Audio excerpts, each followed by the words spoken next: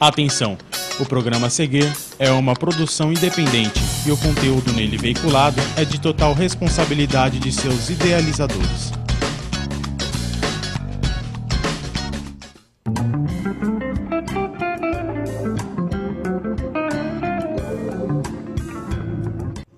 Boa noite, internautas. Estamos aqui mais uma vez com o programa Hora Marcada com Roberto Ferrari e hoje, uma sexta-feira fria, que essa chuva constante durante o dia, muito trânsito, muita preocupação. Eu quero que todos vocês relaxem, assistam o meu programa, façam bastante perguntas para o nosso convidado. E hoje nós vamos ter uma entrevista de peso. De peso por quê? Porque pelo entrevistador e pelo entrevistado, que também é um sujeito de peso. É um senhor que eu gosto muito, é o professor Marco Martinez. Boa noite, professor. Boa noite, Roberto. Obrigado pelo convite, mais um convite, né, para que nós possamos bater um papo sobre vários assuntos. Tá ótimo. Professor, eu gostaria que o senhor se apresentasse para os internautas, falasse um pouco sobre a sua atividade política, formação, que eles vão gostar muito de conhecer o senhor. Eu também tenho uma linha do tempo, né, Roberto? Como todo mundo tem. Eu nasci em 60, tenho 52 anos. E eu nasci numa época que acreditava que se nascia da cegonha, né? Que é a cegonha que trazia, né? A cegonha. Eu nasci no interior de São Paulo, eu sou de Votuporanga, fui registrado em Fernandópolis e viemos aqui para São Paulo, minha família, em 75, como muita gente veio. Fernandópolis era perto de Araçatuba, não é? Perto de Araçatuba, Fernandópolis, Jales, Votuporanga, São José do Rio Preto, né? Uma região cafeeira, que foi cafeeira durante muito tempo no estado de São Paulo, né? E sou de uma família de espanhóis, Martinez, né? Que vieram para cá depois da Guerra Civil. E essa é a minha trajetória lá no interior. E nós viemos em 75 para São Paulo em busca de uma vida melhor, como muita gente veio. Agora, sou filho de professores, minha família formada por professores, né? Você acredita que quem veio do interior de São Paulo nessa época conseguiu ter uma realização que nem você? Ou você acha que tem muita gente que se perdeu pelo caminho aí? Muita gente conquistou muitas coisas e outros se perderam, né, Roberto? A vida da gente não é só feita de sucessos, a gente perde também. E a gente aprende quando a gente perde, né? A gente aprende, na verdade, então, muito mais quando a gente perde que quando a gente ganha. Porque ganhar é fácil, o perder e absorver a derrota, aí é que vão se fazer os grandes homens, quando você absorve, entende a derrota e evolui em cima daquilo, não é, professor? É verdade, né? Então, tem uma coisa hoje em dia que parece que é muito moda, né? De que tudo é muito perfeito, tudo é muito, muito certinho, né? Como se todo mundo fosse certinho, né? As pessoas não são certinhas, né? Não. Nós somos feitos de qualidades e somos feitos de defeitos também. Muito mais defeitos que qualidades. Às vezes eu fico olhando no Facebook, fico lendo em alguns jornais, ou vendo um programa de televisão, parece que a sociedade de hoje ela gosta de criar realmente mito, Deus, como se todos nós fôssemos perfeitos, né? Do politicamente correto. Ultimamente eu não ando concordando muito com o politicamente correto, não. Inclusive, eu tenho uma parte para fazer na história dos estereótipos, porque na verdade a sociedade de hoje, a sociedade brasileira e o mundo, ele vive em função de estereótipos. Há uma inversão de valores muito grande. Então o que acontece? Quando a pessoa tem uma capacidade, ela faz um bem em prol da sociedade, ela tem um valor dela que não é muito considerado. Agora, ou quando ela tem muito, ou quando ela é muito famosa na mídia, que não sabe às vezes nem falar português direito, essa pessoa, nossa, atrai milhares, milhões de pessoas que seguem e que fazem. É um estereótipo, músicas de uma letra, de uma frase só e coisas a mais por aí. E que nós temos que analisar um pouco o que está sendo mostrado por aí, né? Não só do ponto de vista cultural, como do ponto de vista político também, né, Roberto? Mas voltando lá para a minha linha do tempo, eu cheguei em Cotia em 78. Né? 78. Em 78 nós fomos morar em Cotia, que a cidade começava a crescer também, mais um crescimento naquela época, né? E me envolvi com o movimento estudantil no início da década de 80. Fui militante partidário, não, era UBS, União Brasileira dos Estudantes Secundaristas, né? Eu fazia o curso segundo grau, né? E de lá para cá eu me envolvi politicamente com a cidade. Aliás, Cotia, para quem não conhece, eu recomendo que vá conhecer, que é uma cidade muito agradável, muito gostosa. As pessoas de Cotia são pessoas agradabilíssimas, já visto o nosso entrevistado de hoje, o professor Marcos. E internautas, aquela região é uma região muito gostosa, tem muitos programas para fazer, muitos restaurantes, é uma vida muito gostosa e eu que morei lá há 4 anos posso falar já de causa que eu adoro Cotia. Obrigado, Roberto. Ubiratã também é cidade assim, né? Que está precisando um pouco de cuidado também, viu, Roberto? Está precisando um pouco de cuidado, né? Disso nós já vamos falar. Crescendo sem planejamento, crescendo desorganizadamente, né? E aí aparecem os problemas que o progresso traz. O progresso é bom, mas ele também traz problemas. Por exemplo, falar em problemas, vamos começar falando do período que você foi secretário de Educação de Cotia. Você foi de... Até isso foi difícil e diferente para mim, viu, Roberto? Que eu fui o primeiro secretário da Educação no Brasil a ser eleito. Normalmente, o cargo de secretário é um cargo de confiança do prefeito. Ah, que interessante. Eu fui o primeiro no Brasil, né? E acho que também foi uma coragem na época do prefeito Quinzinho fazer uma eleição para secretário. Puxa vida, mas... Eu entrei com um projeto. Eu montei um grupo de educadores e nós pensamos a rede municipal de ensino de educação em Cotia a partir de um projeto. O que era prioridade, os objetivos, as metas e os resultados que nós queríamos alcançar. Isso foi importante demais. Você sabe que essa iniciativa do prefeito Quinzinho foi uma iniciativa que eu acho que devia ser aplicada em todas as secretarias. A pessoa para ser secretária tem que ter um projeto que seja convincente para a cidade, para o bem, para a população, e não ser nomeado. Não, é a minha confiança. O cara vai ser secretário de Agricultura e o cara é engenheiro mecânico. Coisas do gênero que acontecem, esses absurdos que acontecem hoje na política brasileira. Eu acho que honestidade não é projeto em política, né? A gente ouve muito isso, né? Olha, eu vou ser honesto. Isso não é projeto. Isso não é projeto, isso é obrigação, isso é um valor, né? É. E eu acho que quando eu entrei, em Cotia tinha uma deficiência em educação infantil. E a gente percebeu isso na medida que nós fomos, junto com a rede, pensando que era, junto com o grupo, né? E fazendo pesquisa na rede, e a gente percebeu que faltava creches. E o nosso investimento nesses 8 anos foi em educação infantil, de 0 a 6 anos. Construímos 32 escolas, dessas 32, 17 eram creches. Só para você ter uma ideia. Ou seja, nós colocamos o dedo na ferida. Isso foi importante. Inclusive, fazendo uma parte, inclusive eu acho que o caminho para a solução do problema da educação no Brasil é como o professor Marco Martinez fez em Cotia, é trabalhar na base, trabalhar com a criança já de 0 a 6 anos e daí plantar. E não ficamos preocupados com outros projetos que dão aparência política, dão voto.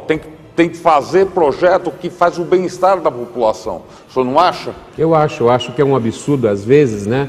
Você começar com um laboratório de informática, se na verdade nem sala direito você tem.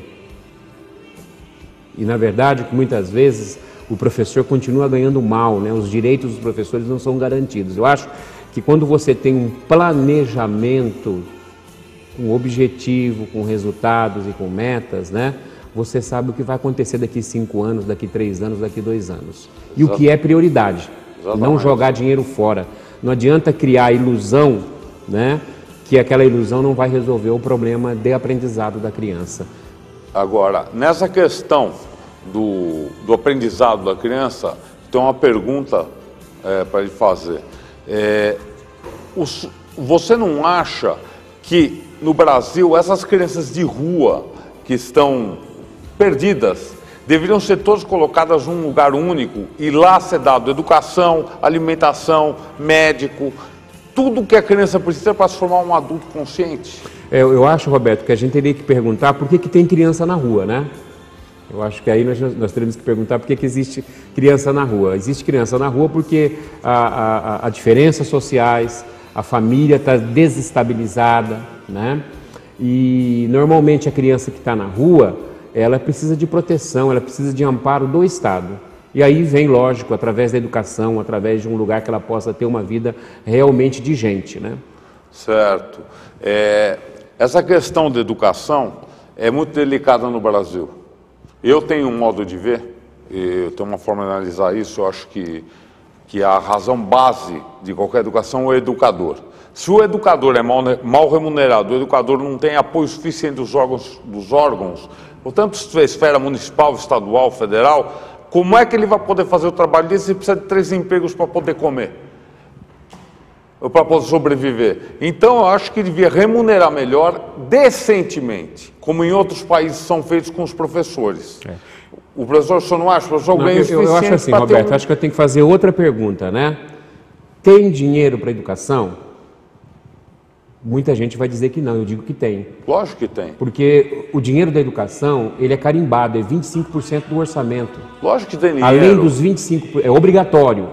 Além dos 25% do orçamento, você tem um Fundeb, que são mais 15%. Mas o senhor acha que os 25% ele é efetivamente utilizado ou tem desvio de verbo para outras coisas? Ele se perde por desvio, ele se perde por incapacidade e por incompetência no planejamento daquilo onde deve ser gastado. Eu acho que a maior parte se perde por falta de projeto. Se joga dinheiro fora, às vezes que não chega lá na carteira, não chega lá na carteira do aluno, não chega na formação do professor, não chega no salário do professor. Então eu acho que é importante a gente ter isso muito claro. Eu acho que também só precisa muito dinheiro quando organizar o que está aí, porque senão é jogar dinheiro fora. Eu concordo plenamente com o professor Marco Martins e ainda complemento que no Brasil deveriam haver, além de exames, testes para se aprovar um professor decentemente, periodicamente, para ver se ele está se atualizando, se ele está mantendo o nível dele. Ele precisaria ter uma escola para ensinar a ser professor, porque não basta sair da faculdade lá como pedagogo, como professor, isso não vai ensinar a ser professor. Tem técnicas, pelo meu ponto de vista, o senhor não acha que tem técnicas para ser? O professor aprende a ser professor na sala de aula, uma experiência de sala de aula. A faculdade, o que ela ensina é distante daquilo que o professor precisa na sala de aula. Totalmente. Completamente diferente da realidade da criança que ela recebe ali. Crianças de vários segmentos sociais, com histórias diferentes, né? Com histórias de luta, com história de briga, de criança que já chega adulta na escola. E aí nós temos que ter um professor preparado. Eu acho que as faculdades no Brasil hoje, elas não preparam, Roberto. Elas discutem teorias, muitas teorias ideológicas, que também não tenho nada contra. E que na prática não funciona. E que na prática não funciona. No dia a dia não funciona. Inclusive, eu quero saber a sua opinião sobre a educação da sua época de anos 80, 80 e pouco, e a educação de hoje. Acho que teve um decréscimo nisso aí, houve uma queda? Eu entrei na escola na década de 70, né? Então, quando há uma tentativa nessa época de universalizar a escola no Brasil de vez, né? Eu não posso dizer se é melhor ou pior. Naquela época, né? Tinha outros valores, outra cultura. Eu acho que a família era mais próxima. Hoje você tem uma outra escola. E é uma escola que uma escola que muitas vezes o aluno não se encaixa dentro dela. Agora, como que no seu, eu não sei quais são os seus projetos como vereador, mas se o senhor fazendo um projeto para a parte escolar, como é que o senhor pensa em prover segurança na escola, que hoje em dia sabe que criança vai armada na escola, tem aquela violência, todo um bate no outro, bate no professor, todo aquele negócio.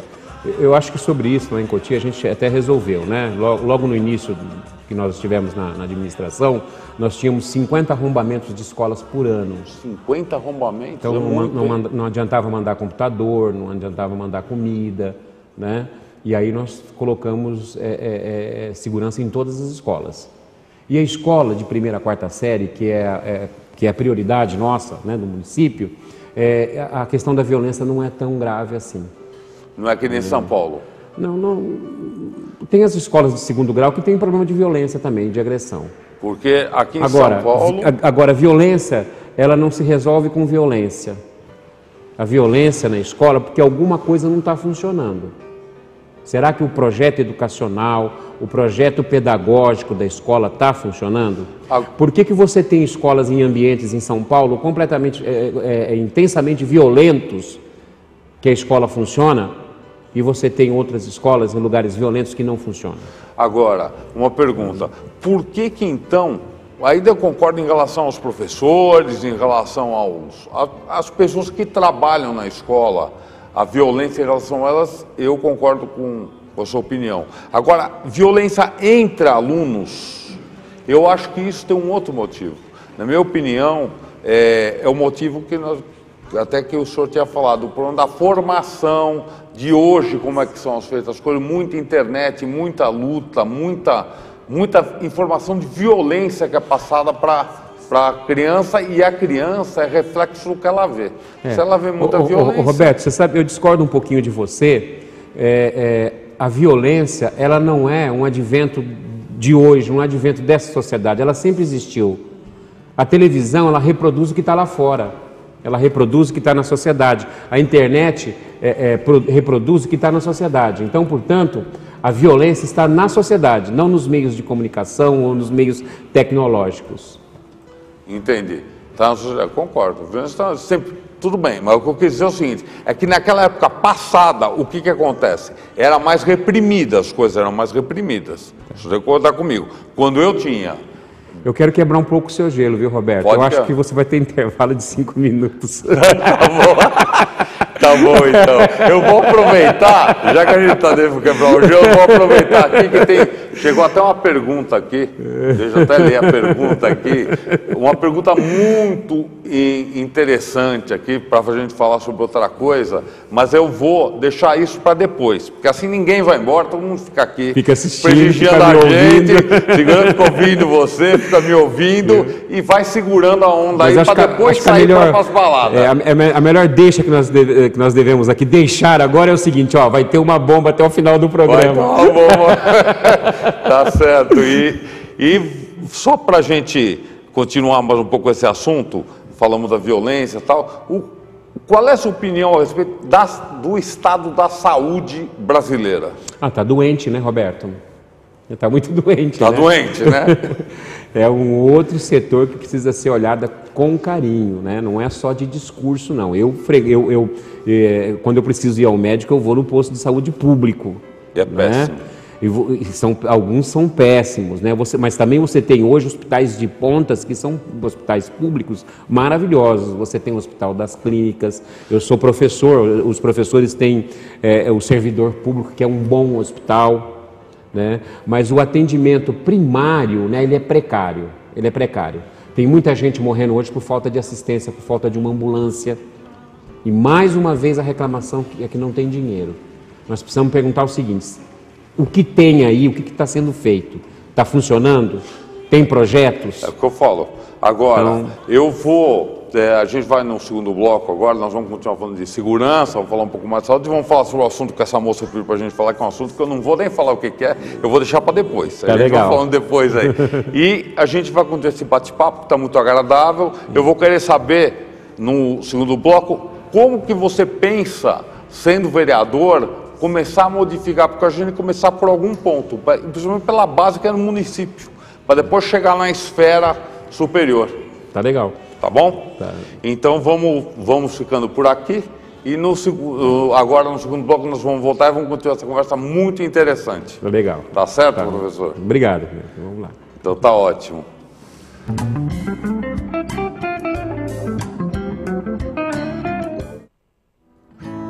Looks like rain again today. Dark clouds gather and fill the sky. Don't know how to talk to you, just know how to say goodbye. And you actually got a driver's license! I don't think so! Go back where you came from! Learn to speak English! Go back where you came from!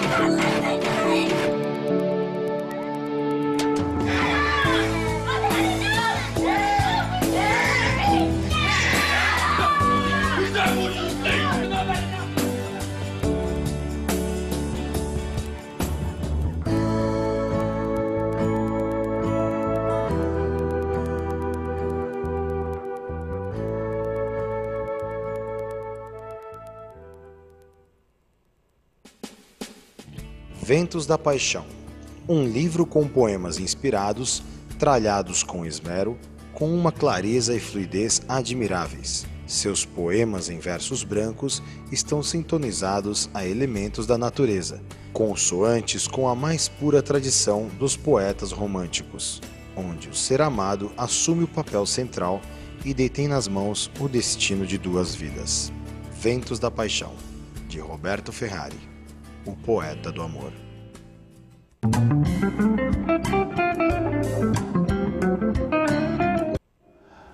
Voltamos com o professor Marco Martinez e quero dizer para vocês, internautas, que para quem chegou agora, que perdeu um primeiro bloco muito divertido, muito cheio de informação. Professor, vamos começar falando sobre a saúde, onde nós terminamos o bloco. Vamos continuar de onde a gente parou. O senhor estava falando que a saúde está doente. Qual seria a solução para essa saúde brasileira? Em primeiro lugar, né, Roberto, eu acredito que é o seguinte, tudo você tem que ter um diagnóstico, Roberto, né? O que o nosso povo está precisando? E aí tem que mudar também na faculdade, como é que se forma, né? Eu trabalho o Brasil inteiro, inclusive no Amazonas, e observo o seguinte, eu observo que às vezes as pessoas que são preparadas nas universidades, elas não estão preparadas para trabalhar com as doenças amazônicas, né? E não é diferente em São Paulo. Agora, o que precisa de fato é que os postos de saúde funcionem, tá? Que tenha ambulância, que tenha um atendimento decente, que tenha um atendimento com amor, com carinho. E salários adequados. E salários adequados, né? Agora você pega um médico cansado, você pega um funcionário cansado, você pega também médicos despreparados, você pega funcionários também despreparados. Então eu acho que a gente tem que começar a pensar a sociedade, como você é o poeta do amor, né, Roberto? Eu acho que uma das saídas é assim, olha, nós estamos mexendo com o ser humano e é deles que nós precisamos tratar. E como é que nós queremos tratar esse ser humano? Seja ele criança, velho, adulto, jovem. Eu vou até dar uma sugestão aqui para o professor, uma ideia que eu tive. Internauta, seria muito interessante se aqui no Brasil, como tem para a OAB o exame da ordem, para o cara virar um advogado efetivamente e não ser só um bacharel, devia existir o mesmo para a medicina. O cara, para ser médico de verdade, não basta tirar o diploma, ele tem que fazer um exame para ver se ele tem condições de ser médico, o senhor não acha? Porque eles não têm esse exame, o cara sai direto. Eu acho que tem que ter uma boa formação, Roberto, ter uma boa formação, né? Existe controvérsias em relação a esses exames, inclusive hoje existe um grupo na internet muito grande que questiona o exame da OAB, né? Sim, mas Mas o que eu acho, Roberto, é que nós temos que trabalhar com o que nós temos aí. Sim, mas como é que o senhor separa o joio do trigo? O médico bom do médico que mata paciente, como tem vários aqui no Brasil, que o cara não sabe nem se o cara está com pneumonia ou se o cara está com câncer no pulmão, ele não sabe. Simplesmente ele não sabe. Como é que separa isso num caso tão técnico? Eu acho que existe hoje conselhos, existe associações que já cuidam disso, Roberto. Eu acho que tem que aperfeiçoar a forma de controle da formação nas universidades. Hoje, faculdade de medicina abriu em tudo quanto é lugar. Esse é outro erro. Tudo quanto é lugar. Então, eu acho que tem que ver a qualidade. Eu acho que quem fazer isso é o governo. Eles têm que fechar as faculdades que não tem condição. Eles têm que fechar quem não tem condições. Não é só está faltando médico, mas não é só colocar médico. Tem que colocar médico com qualidade. Principalmente porque ele mexe com a vida humana. E num trabalho humanizado. Tem que humanizar as relações dentro Como da é que um médico coloca um médico? Não é possível hoje em dia você ouvir ainda que tem prefeituras que falta remédio, falta médico, falta atendimento. Isso é um desrespeito. Inclusive, falando sobre a questão do amor, que a gente estava falando agora, que tem que ser tudo feito com amor, tem aqui uma internauta que deu boa noite, disse que a gente está aqui, que ela está prestigiando a gente, está gostando muito. Boa noite. E ela pediu para a gente falar um pouco sobre o amor, que ela acha que o amor é muito importante. A teoria do amor nós temos que falar. Teoria do amor. Mas o amor é tudo, né? tudo. Se for analisar quando o amor... quando a gente fala de amor, Roberto, a gente tem que falar do que é de uma cidade humanizada. Né? Aí sim nós vamos ter amor, né? No tratamento da criança, seja na educação, seja na segurança, seja na saúde. É isso que está faltando. Eu ouço por aí, na minha caminhada, na minha trilha, né? Nessa trilha da minha vida, eu ouço muitas vezes as pessoas chegarem e dizer, olha, eu fui em tal lugar, eu só queria ser recebida e que me ouvissem. Seja isso num posto de saúde, seja numa escola, seja numa repartição, em qualquer repartição pública ou privada, as pessoas querem ser ouvidas, né? Inclusive essa questão do atendimento público feito pelas pessoas que trabalham em órgãos, em prefeituras e tal, eu acredito, e acho que isso devia ser uma norma, o atendimento devia ser, que nem você falou, muito mais humano, muito mais caloroso, para a pessoa se sentir bem. A pessoa já fica constrangida aqui na prefeitura, por exemplo, resolver um problema de IPTU. Se ainda um funcionário trata ela mal, ela vai ficar se sentindo a pior pessoa do mundo. São todas pessoas humildes, pessoas que precisam de atenção, de carinho. E que pagam impostos. E que pagam os impostos, principalmente, né? E que precisam chegar no lugar e serem bem recebidos. É isso que as pessoas reclamam às vezes. Né? Acho que o médico, quando ele vai atender uma pessoa, ele tem... Muitas vezes a doença é emocional, Roberto. Nós sabemos disso. E a pessoa quer o quê? Um carinho. Ouvir alguma coisa. Né? Eu acho que isso falta. Isso falta em todos os segmentos. Viu? Agora, e não é só culpa dos políticos, não. Você não, concordo, em todos os segmentos. Qualquer atendimento aí, que a gente pega aí de qualquer loja, de qualquer coisa, os caras são verdadeiros robôs, ninguém tem mais o calor humano. Agora, você como pré-candidato a vereador, quais são as suas ideias primordiais para a cidade de Cotia? Olha, em primeiro lugar, né, que tipo de vereador eu quero ser, né, Roberto? Eu acho que eu tenho que fazer essa pergunta também, né? Lógico. As câmaras municipais, elas não podem ser um balcão de negócio, né? Lá se faz lei, se faz projetos, né? E eu vou falar sobre esses projetos, mas também se tem uma boa relação com o prefeito. Eu acho que o vereador, eu conheço vereadores lá na minha cidade, que eles fazem o trabalho deles direitinho. Eles vão no bairro, eles veem se tem buraco, eles veem o que está precisando na escola, o que está precisando no posto de saúde, né? Então, eu acho que o papel dele é esse, mas é principalmente auxiliar o prefeito naquilo que a cidade está precisando. E o vereador que está na rua, não aquele que fica no gabinete e fica distante do seu eleitor, só se aproxima quando está a época de eleição. Ele sabe o que a cidade está precisando. Tem uma pergunta da jornalista Carolina Faria, que é de Cotia.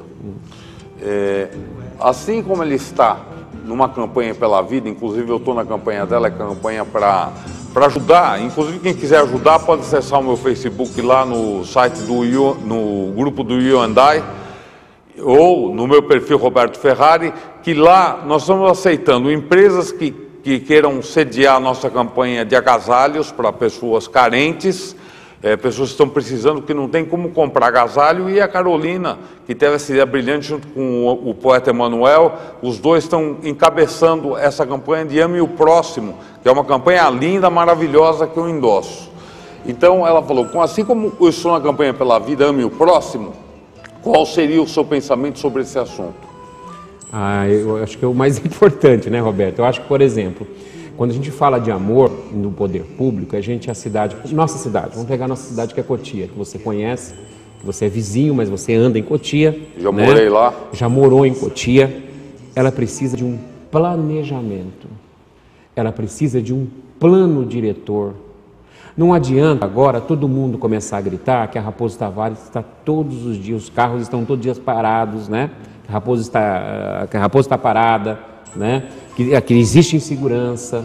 Totalmente. Então, nesse plano diretor, a gente vai pensar a cidade pensando na vida humana, pensando de que forma nós queremos as pessoas lá, de vários segmentos sociais, desde quem mora na Granja Viana a quem mora lá na Capelinha, no fundo de Calcaia, ou quem mora na Samambaia, que são reivindicações diferentes. Enquanto em algum lugar está precisando de segurança, em outro está precisando de posto de saúde. Enquanto em um lugar está precisando de posto de saúde, em outro está precisando de transporte. Mas, inclusive, nesse ponto, a minha opinião é o seguinte, o cara da Samambaia, ou da Capelinha, ou do Atalaia e o da Granja, todos eles pagam proporcionalmente impostos. Ou seja, eles têm o mesmo direito a reivindicações, a uma vida confortável.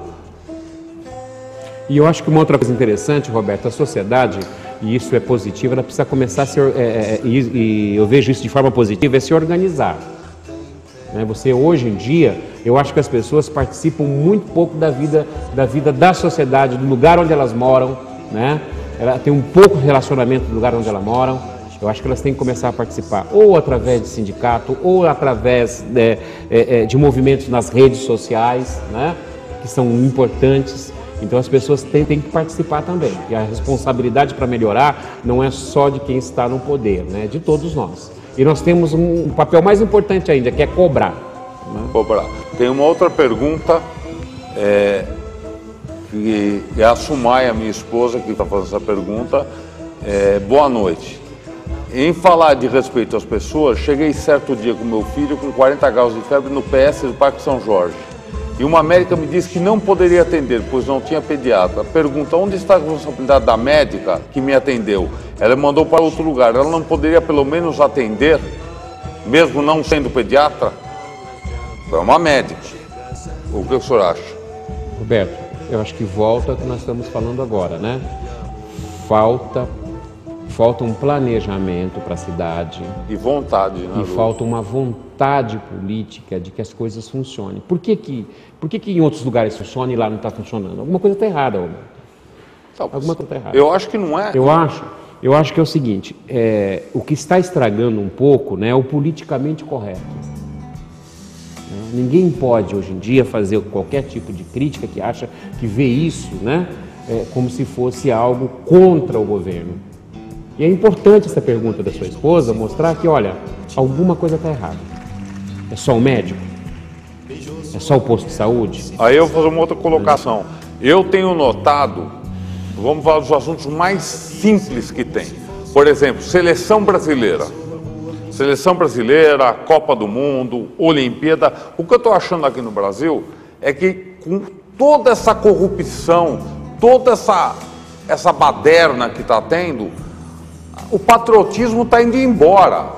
A gente não está tendo mais razão e nem amor pelas coisas da nossa terra. Está todo mundo aqui a fim de levar vantagem em alguma coisa. Ninguém mais está preocupado em ajudar o próximo, amor ao próximo. Todo mundo aqui, se puder levar uma vantagem ali, leva.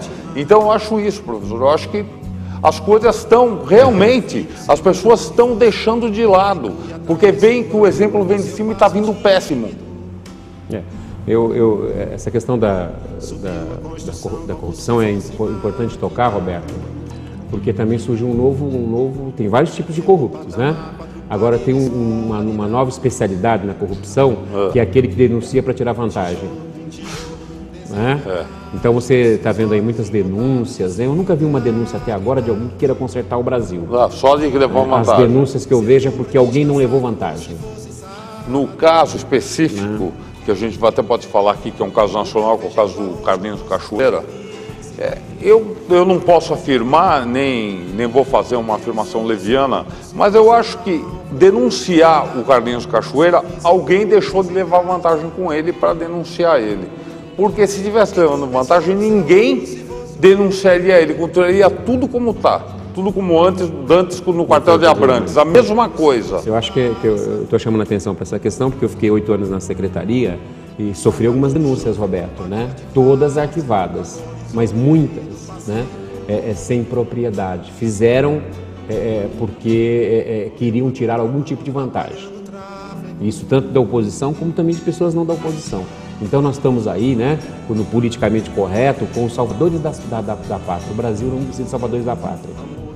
O Brasil precisa de homens que acreditam no país, que tenham projetos, que sejam ambiciosos, que sejam audaciosos em relação a todos os segmentos da sociedade. Roberto. Então vamos continuar no próximo bloco. Eu vou chamar o nosso intervalo. Agora que você viu. que o índio apareceu para falar, tem que chamar um pouco, para as pessoas como é que faz, né? Aqui, afinal de contas, nós vivemos numa democracia, não é não, Bruno? A gente tem que respeitar também todas as pessoas aí. Está chamando intervalo, eu vou chamar, vocês fiquem aí que nós já voltamos com mais informação e estamos chegando no fulcro das questões, principalmente na problema de corrupção e problema de segurança, saúde e educação. Se vocês forem apanhar tudo e botar no coisa, vocês vão ver que o Brasil está capengando em várias áreas. Correto? E a gente está fazendo de conta que não está. Exatamente, é o politicamente correto, não é? Então vamos para outro intervalo e aguardo vocês no próximo intervalo.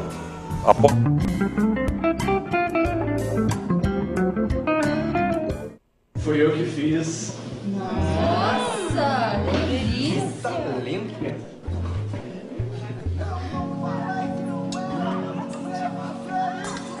Cerca de 10 mulheres morrem por dia no Brasil vítimas da violência do próprio parceiro. Mas agora? Pode. Até quando você vai ignorar? Basta.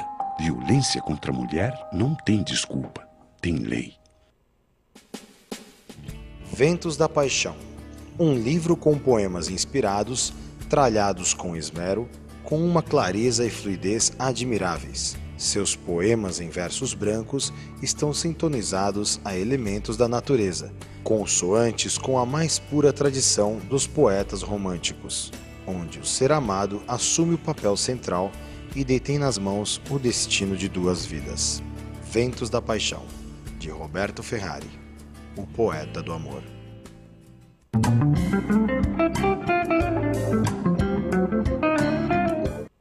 Voltamos, internautas, aqui na TNI Brasil, com hora marcada com Roberto Ferrari, hoje com o meu entrevistado, o professor Marco Martinez, pré-candidato a vereador em Cotia. Ele faz parte de um micro universo político dentro de um Brasil imenso desse, que tem tantos problemas, tantas coisas que pode se analisar por Cotia, a gente pode fazer um apanhado geral do país, tá? Então, professor Marcos, como é que funciona, vai funcionar, o que o senhor acha que tem que melhorar lá em Cotia a segurança da cidade? Então, olha, rapaz, a segurança lá, eu estou vendo ultimamente, nas últimas semanas, ela está, né, até corpos estão aparecendo lá, né? Nossa, está difícil lá, né? Cresceu demais, shopping, comércio, e a estrutura de segurança talvez não tenha crescido como precisasse. Inflou demais, né? Então, isso também significa, Roberto, que na década de 70 a gente falava, era uma coisa que era muito clara na década de 70, né? A diferença de classes, não era isso? Muito gritante, isso. De um lado o trabalhador, de outro... Isso você pode perceber que esse discurso acabou. Acabou. Eram os ricos de um lado, os pobres do outro. Né? Hoje acabou. Hoje tem uns muito ricos. Quando começa a aumentar a questão da violência, né? Eu acho que nós temos que analisar se realmente essa sociedade está funcionando como ela deve funcionar, Roberto. Será que essa diferença não está escondida pelo politicamente correto? Não, capaz. Capaz não. Tenho certeza que a diferença... E a sociedade do espetáculo, ela valoriza cada vez mais um tênis, uma roupa, um tablet, um computador... Um notebook. E você sabe que muitos podem ter acessos... E outros não podem nem chegar perto. Muito mais não podem chegar perto. Agora, há uma pergunta. Será que todo esse problema, que hoje em dia, que é só ver uma estatística de crimes no Brasil, Cotia, São Paulo, Rio, qualquer um, 90% dos crimes, pelo menos, tem a presença de menores. Será que se nós não mexêssemos na lei e não diminuíssemos a maioridade começa a ser aos 14 anos, ou assim que a pessoa cometesse um crime, será que esses crimes não diminuiriam? Porque os marmanjos, vamos dizer, os bandidões, eles estão cobertos pelos menores. Porque eles sabem que o menor assume e ele sai livre, com ele não acontece nada. Roberto, eu tenho muito medo de defender, né? E muito medo, como educador, de que deva ser preso menores, né? Ter uma lei mais severa, né? O que eu acho, Roberto, eu prefiro discutir a questão da violência a partir do ponto de vista social, não do ponto de vista da polícia, né? Ou da segurança. Eu acho que essa distribuição de renda que está aí, ela não é verdadeira, Roberto. Não. Eu tenho ido em lugares agora, fazendo visita, que as pessoas abrem a geladeira e elas têm água dentro da geladeira. Não tem nada para comer. Não tem nada para comer. Né? Cadê e não é porque elas são vagabundas, aí a gente pode falar assim, elas têm essa situação porque elas não prestam, são vagabundas. Não, são pessoas que perderam o emprego, não reconquistaram aquele emprego, que tinham um padrão de vida e que hoje não conseguem dar comida para os seus filhos. Agora, então eu acho que o governo tem que ter uma preocupação nesse sentido também. Uma pergunta que eu faço: cadê o milagre do governo do PT? Que está desde 2002, 2003. Cadê o milagre? Cadê todo mundo de barriga cheia e tal? A única coisa que dá para ver aqui é cesta básica, salário família, salário presidiário e coisas afins, que, na verdade, ninguém segue os ditos do Confúcio. Ensina a pescar, não dá o peixe. Ninguém faz isso. Eu acho, sabe o que precisa, Roberto? Acho que uma saída para isso é escola profissionalizantes. Top. Não é só abrir uma ETEC. Então, uma escola... Uma ETEC em Osasco, uma ETEC em Barueri, uma ETEC em... Não, eu acho que tem que ter vários cursos profissionalizantes. Vários, de todas as áreas. De pessoas que podem atender numa padaria, que podem ser garçom. Chefe de cozinha. Chefe de cozinha. Eu acho que está faltando também é isso. Né? Dá uma condição melhor. Condição. Às vezes as pessoas ficam desempregadas porque elas não têm condição, elas não têm nada para dar. Eu vou, só para estar de exemplo aqui, internautas, eu estou começando um trabalho agora, provavelmente esse mês ou começo do mês que vem, com a OCIP Oxigênio.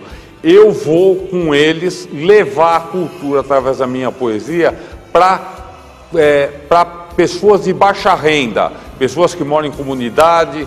Vou ensinar a poesia e descobrir os verdadeiros talentos que tem lá, para ver se a gente consegue fazer as crianças, os adolescentes se interessarem por outras coisas que não fossem violência. E aí vamos tentar publicar uma antologia deles, ou um livro, para que eles possam ter um objetivo. Pô, que legal, o meu nome está num livro, pô, vou me dedicar, vou estudar, porque eu quero ter um livro só meu. Eu acho que tem aquela música do Titãs que diz, né? As pessoas não querem só comida, elas querem cultura também, né, Roberto? Exatamente. Eu acho então, que a gente tem que parar de ótima, por sinal. Eu adoro aquela música. A gente tem que parar, Roberto, de subestimar as pessoas mais humildes. Sabe que no meio das pessoas... Como se elas não gostassem de teatro, como se elas não gostassem de música clássica. Só porque não tem dinheiro, né? Só porque não tem dinheiro. É só você oferecer, as pessoas vão gostar. A escola pode ter esse caminho. A escola pode abrir esse caminho. Mas aí é que está.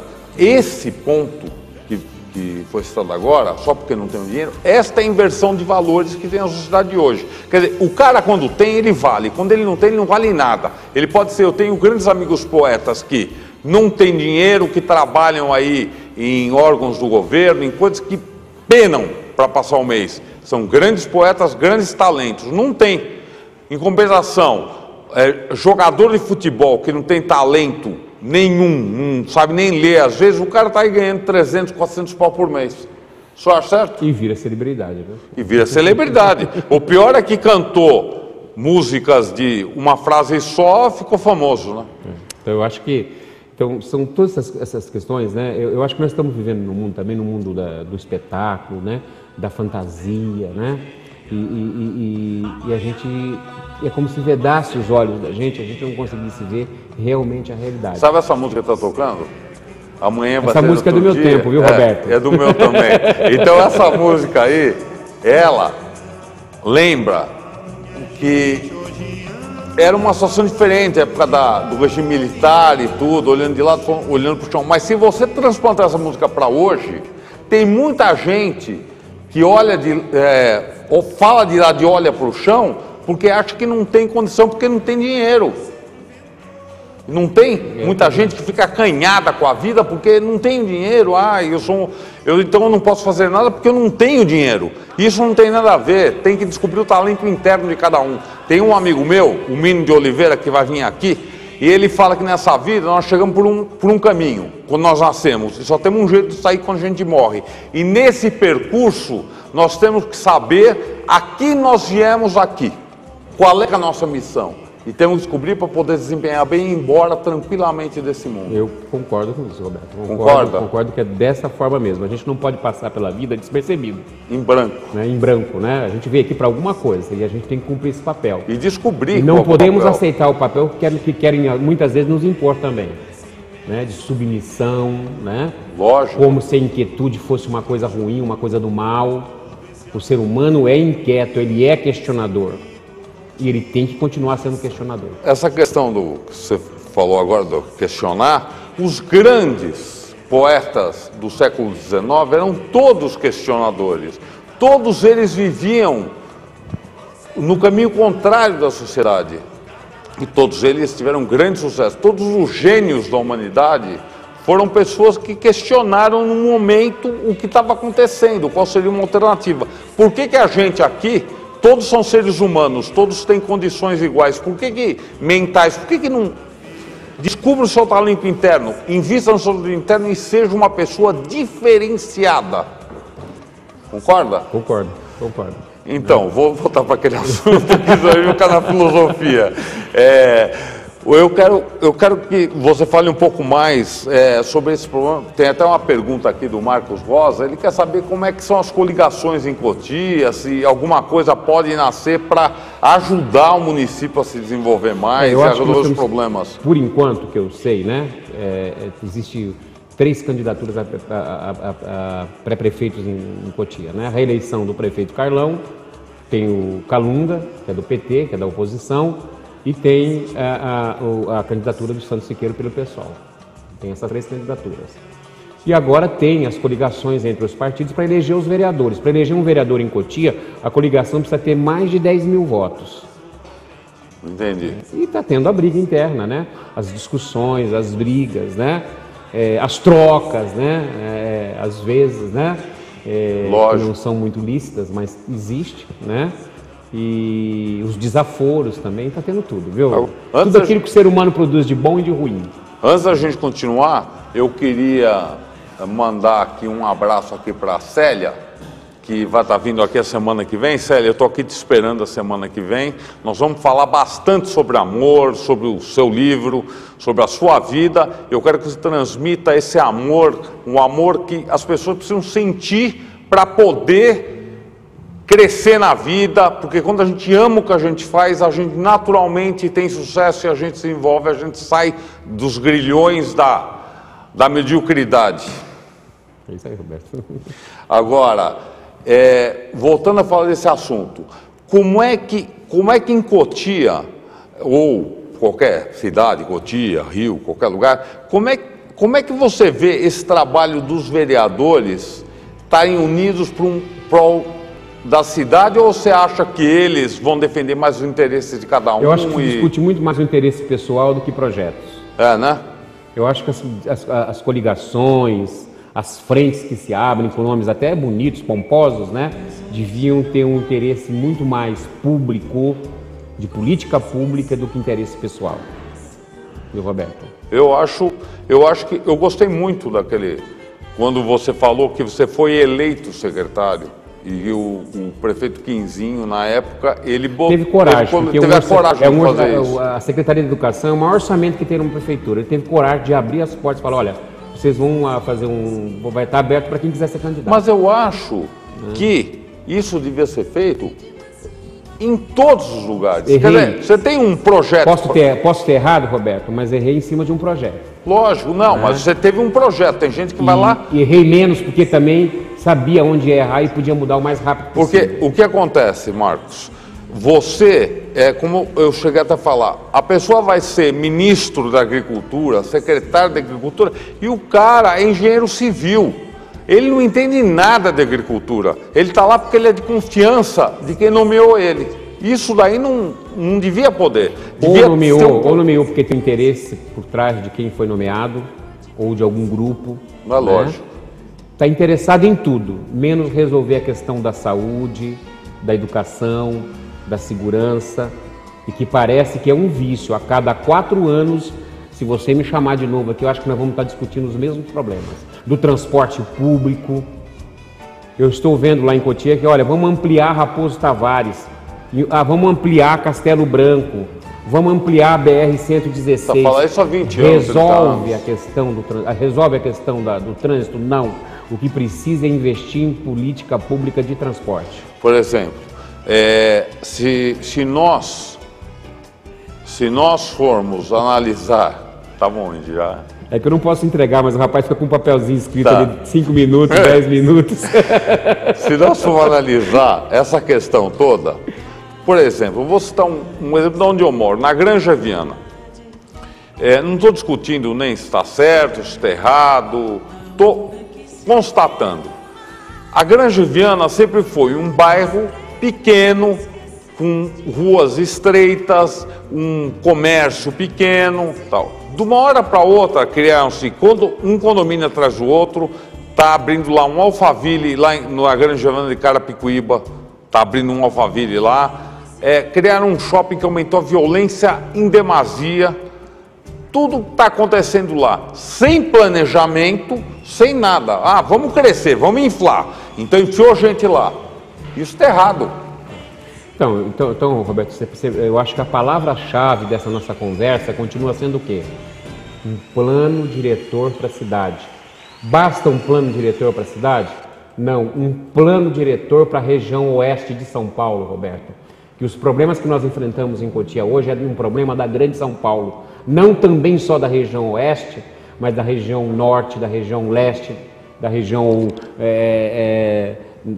todas as regiões da grande São Paulo enfrentam os problemas que nós enfrentamos em Cotia hoje. Agora... Né? E o grande problema é que a gente pensa os projetos pela metade. Adianta ampliar Raposo? Para onde vão os carros? Para onde vão? Por isso que tem que investir em política pública de transporte, Roberto. Concordo com você. E tem uma... Passagem em Cotia é uma das mais caras do Brasil, viu? Quanto é a passagem em Cotia? É R$3,30 para você. Muito caro. R$3,30. Se caro. você mora em outro lugar, é mais R$2,20. Então, às vezes, pega 60% do salário. Quem ganha o salário mínimo, 60% do salário você gasta com passagem. Tanto é que se for contratar uma doméstica de Cotia para trabalhar na granja, não dá para contratar porque é muito caro. Você vai pagar mais de R$1.200. Agora, tem aqui, eu vou ler aqui um comentário de uma internauta, da Patrícia, estou mandando um beijo para ela também, e que ela diz que e a responsabilidade política? Antes de qualquer discussão, falta interesse concreto dos políticos pelo bem do povo, em todas as áreas. O senhor concorda? Concordo. Eu concordo, porque o que se discute não são... Eu acabei de falar isso aqui. O que se discute não são projetos para a sociedade. Discute interesses. Quais os interesses dos grupos que estão envolvidos nos partidos?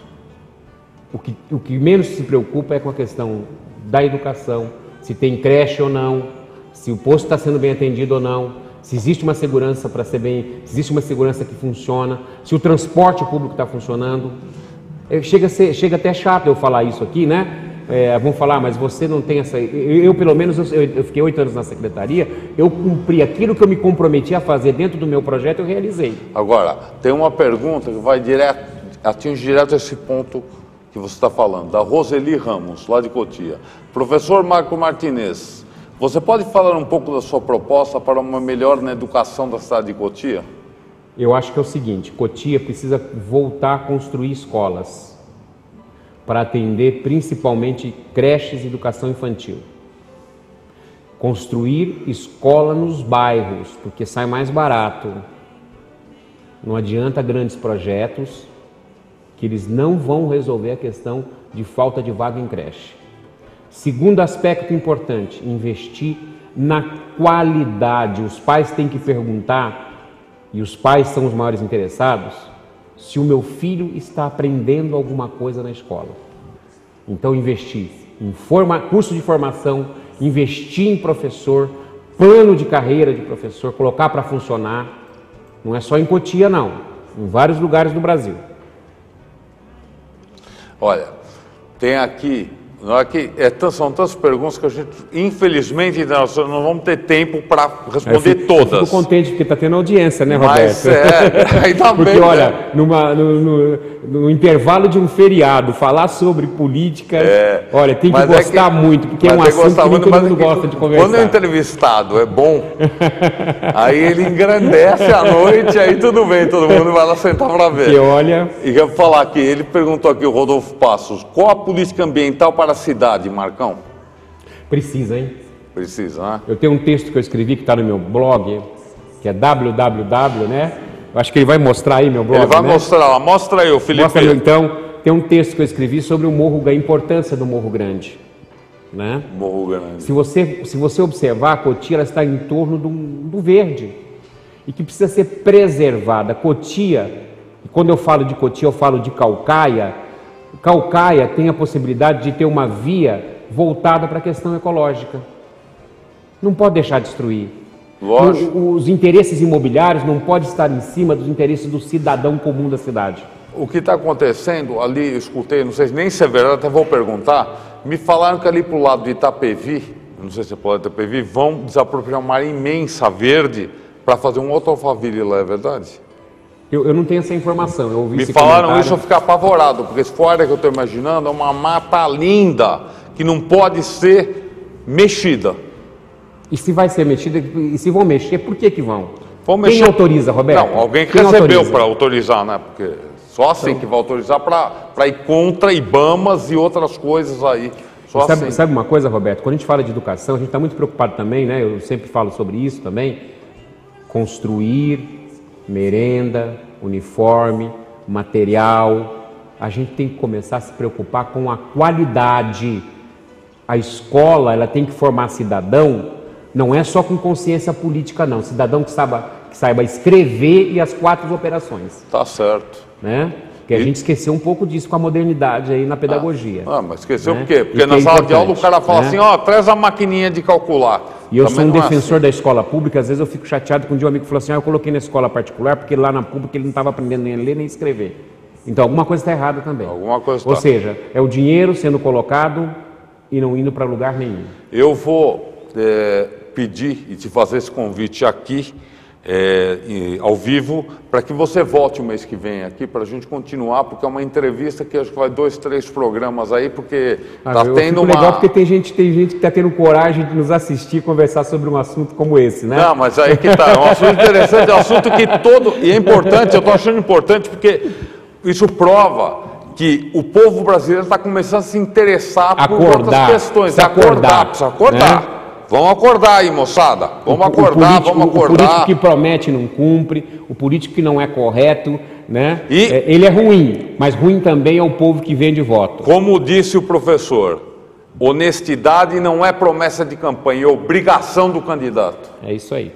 Agora, internautas, eu vou dizer boa noite para todos vocês. Eu vou embora. Agradecer essa grande audiência que nós tivemos aqui e dizer que numa noite fria dessa, nada melhor que um amor no coração para esquentar a nossa noite, para deixar tudo mais lindo, cheio de felicidade. Olha, um grande fim de semana, assim, que vocês possam, assim, ser muito felizes. Comece uma semana excelente, sexta-feira que vem aqui, nós vamos ter a Célia, que é uma escritora, e nós vamos falar só sobre amor, coisa mais leve que política, coisa interessante. Boa noite, professor, boa noite, internautas. Obrigado, Roberto, pela oportunidade, né? Obrigado ao Alex que me acompanhou. Um abraço para todos vocês que estão assistindo e que a mudança está nas nossas mãos. Lógico. Está aqui e a gente pode fazer a história melhor desse país ou da cidade onde a gente mora. Então tá certo. Boa noite, internautas. Até sexta-feira que vem.